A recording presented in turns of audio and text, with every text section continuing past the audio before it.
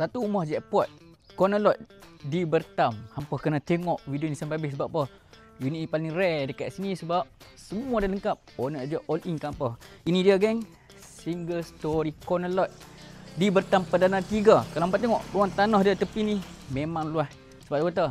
Nak dapat dah unit-unit corner lot di Bertam ni memang tak banyak. Memang rare. Tengok keluasan tanah dia 2,900 square feet land area. Hampa tengok laman dia ni pula. Laman dia ni pula boleh masuk 2 biji kereta. Dah buat dah awning sampai ke depan. Okey, jom kita tengok dalam. Sebab apa rare-nya unit ni?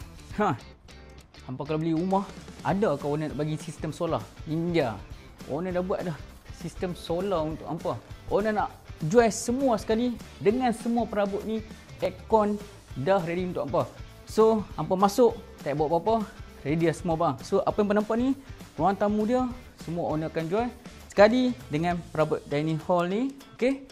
Dan dalam master bedroom ni ada katil queen atau king bed, memang besar luas katil dia.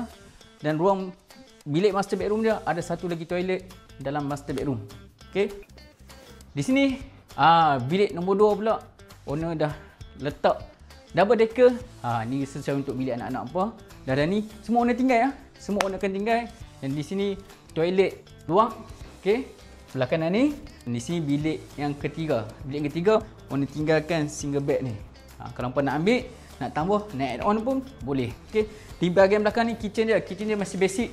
Tak ada kitchen cabinet, tapi just nice. Hampa boleh. Ni hampa kena renovate sendiri lah untuk pasang kitchen cabinet. Jadi, di sini, ruang belakang ni, ruang untuk membasuh baju. Owner dah buat tiles sampai ke belakang. Dia ada grill. Okay. Belakang tu ada lagi ruang tanah sikit. Okay. Tak besar mana tapi just nice. Dan di sini hampa buat tempat laundry untuk hampa nak basuh baju, nak sedia baju, lebih privacy.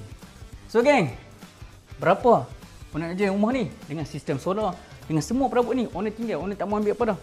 Owner nak jual cuma 500,000. Tak berbalik ke? Hampa tengok balik, semua dah lengkap, solar lagi ada. Jadi nak dapatkan detail lebih lanjut, kontak Abang Sadu Hartanah. Jom.